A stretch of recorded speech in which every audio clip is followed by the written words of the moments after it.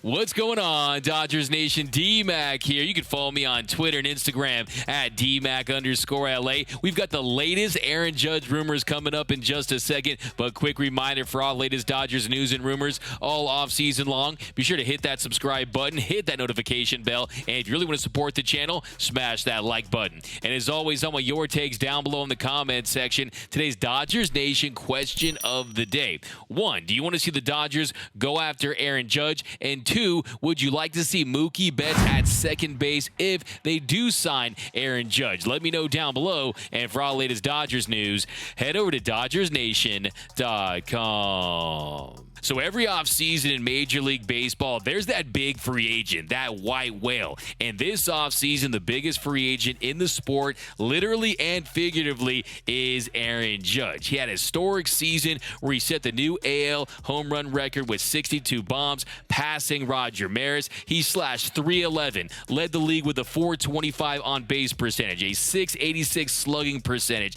an .1111 OPS. He raked all season long, and there's going to be teams out there that are going to be throwing him big money. He's going to get a big bag this offseason, and he will be the 10th player in Major League Baseball to sign a contract worth more than $300 million. Now, the question here is, will it be with the Los Angeles Dodgers? And the latest rumor comes from Mark Feinsand of MLB.com, who wrote, according to sources, the Dodgers could become serious players in this offseason's Aaron Judge sweepstakes, a move that would potentially result in a position change for Mookie Betts, a 6-time All-Star outfielder.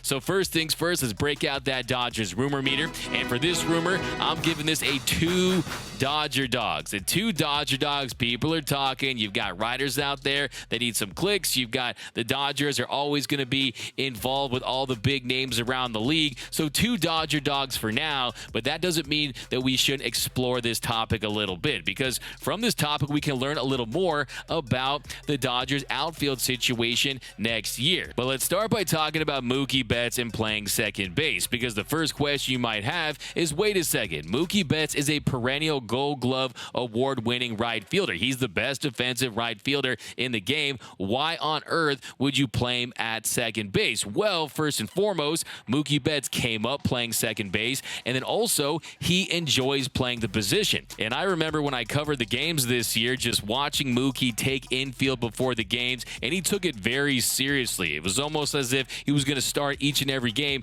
at second base, but he would take that infield and then he would go to right field and make some highlight catches, give you a highlight outfield assist. But no, he takes it very seriously. And before one of his starts this season, he told reporters, being able to play second base is kind of something I've been doing my whole life. Getting to go back there is just a lot of fun for me personally. I really, really do enjoy it, but they pay me to catch these fly balls. And since joining the Dodgers in 2020, in the last 2 seasons, he's played second base 7 times and has 5 starts. And he also, like I said, he came up as a second baseman. So the first question you might have is, can he be a competent second baseman? Can he be a Gold Glove level second baseman? This is Mookie Betts we're talking about. He can absolutely be an above average second baseman. There's no question about that. The only question I have is the value that he provides as being the best right fielder in the game. Do you really get the most out of that if you have him playing second? Now, the answer to that is no, and right field is more of a premium position, but there's something else to consider: keeping Mookie healthy. Remember, he has dealt with that hip injury. You see him diving for balls. If you keep him at second, there's a better chance you can keep him healthy and on the field all season long. So as Mookie continues to age, maybe that's just a nice transition if that's something that he and this organization want to do. Now, me personally, I'd rather see Mookie in the outfield, because that's where he can have the biggest impact. You see him making highlight catches. You see the outfield assists. So I would keep him in the outfield, but let's just say for a second that, hey, maybe this was a part of the organization and Mookie's plan to help keep him on the field, to help preserve him and avoid injuries. Let's just say he is your everyday second baseman. Now, where does that leave your outfield? So you got Aaron Judge in right, and yes, yes, Judge can play center. Throughout his career, he has 102 games at center field, 96 starts. He has 74 starts there this season. He played in center in 78 games, so he does have experience playing center field,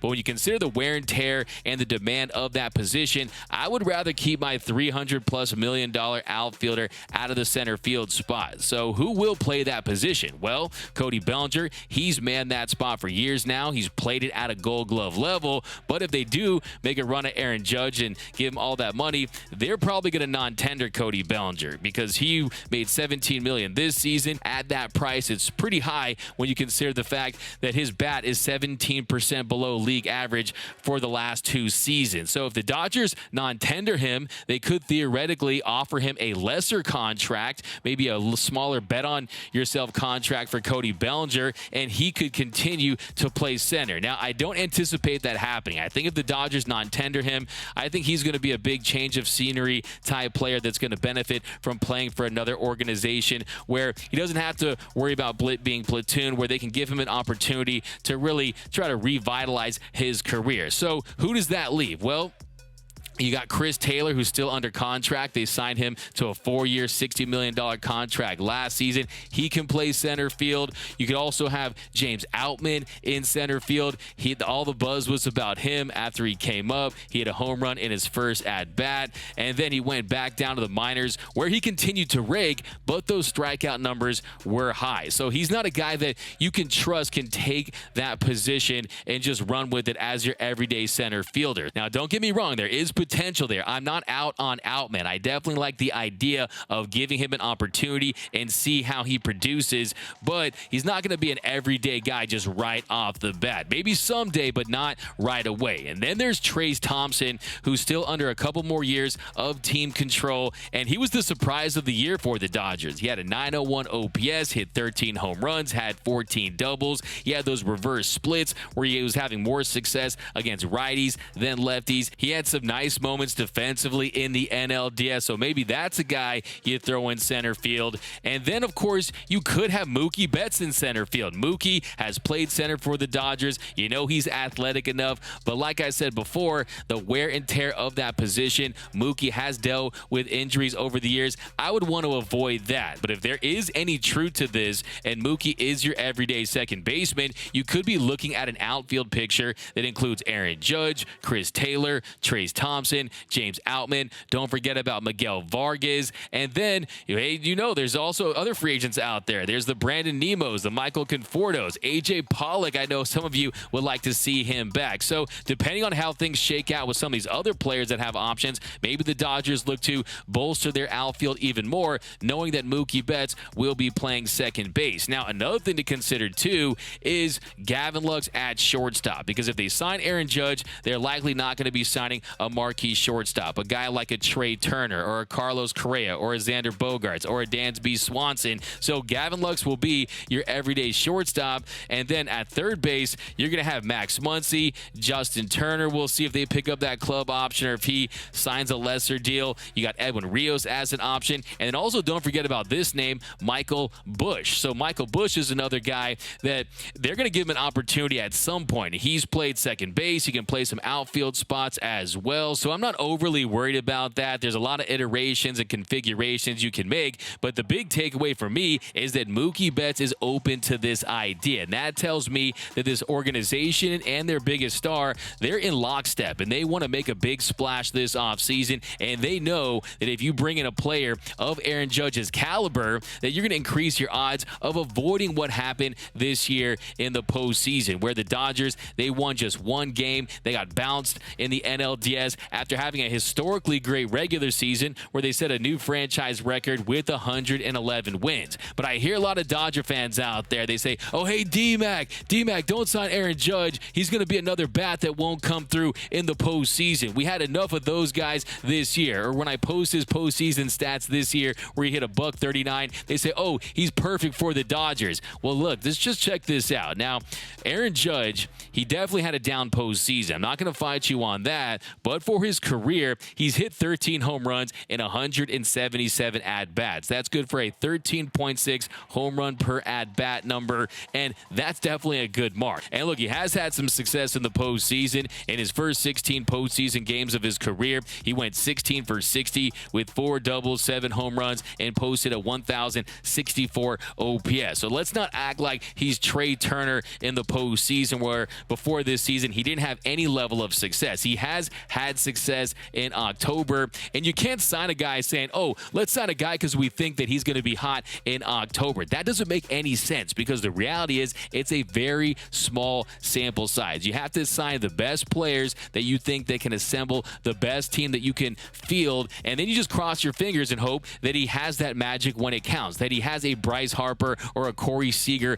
like October run, and there's just no way to guarantee that. The ebbs and flows of baseball. Look, this is an Aaron Judge who hit 62 home runs this season. He's the guy that had a fantastic year, and I also think that he's not going to be pressing like that next year. I don't think Aaron Judge is going to go out there and try to hit 62 home runs. I think he's still going to have an all-star season. You're going to still see that prodigious light tower power, but I think it'll be more of a balanced year, knowing he's not in a contract season. He has that security, and I think that he wants to put himself in the best position to have success in October. So I think Aaron Judge is a guy that would definitely fit with this Dodgers team. Now, is it an absolute need? I wouldn't go that far, but if you can sign Aaron Judge, yeah, you might as well. And also, the Dodgers might want to just drive up that price, because we know the Giants, they're heavily interested. We know the Yankees are going to do everything in their power to bring him back to New York. Later the week, I'm dropping another video on the other teams that are interested in Aaron Judge, so we'll get into that later. But as far as would he fit into this lineup, absolutely. He's Aaron Judge. This team, I think, needs a little more thump. They need a little more pop, especially when you consider the fact that, look, Freddie Freeman, he had a fantastic year last year, but those home run numbers, they were a little down. Will Smith is a guy that can leave the yard. Mookie Betts had a career year in the home run department where he hit 35 dingers. But when you hit home runs in the postseason, that's how you win games. That is the recipe for success. Since 2016, the team to out-homer their opponent has won over 86% of the game. So you want to leave the yard in October, and I think the Dodgers need another trusted slugger, and Aaron Judge would absolutely be that guy. And I also think that you bring in Aaron Judge if you truly think that he fits with Mookie and Freddie, because let's not forget, he's 32 years old. Mookie, he's 30. You want to squeeze as much success, as many possible World Series titles out of this group, and you bring in Aaron Judge, and he excels for 5 seasons, and you have deep runs in the postseason, hopefully won at least one World Series title. You're not worried about the last 5 years. You're not worried about the back end of these contracts, because if you have Freddie and Mookie right now, they're basically wasting away unless you bring in some talent that you think can get this team over the top, even if that means signing another big free agent. We'll get into some of those names later. But when it comes to the idea of the Dodgers signing Aaron Judge, I would not object. But let me know down below in the comment section, do you like the idea of Mookie Betts at second base? Do you want to see the Dodgers sign Aaron Judge? Let me know down below. My name is D-Mac. You can follow me on Twitter and Instagram at DMac_LA. For all latest Dodgers news and rumors all offseason long, be sure to hit that subscribe button, hit that notification bell, and if you want to see us post even more Dodgers content, smash that like button. And as always, think blue, bleed blue, and I'm out.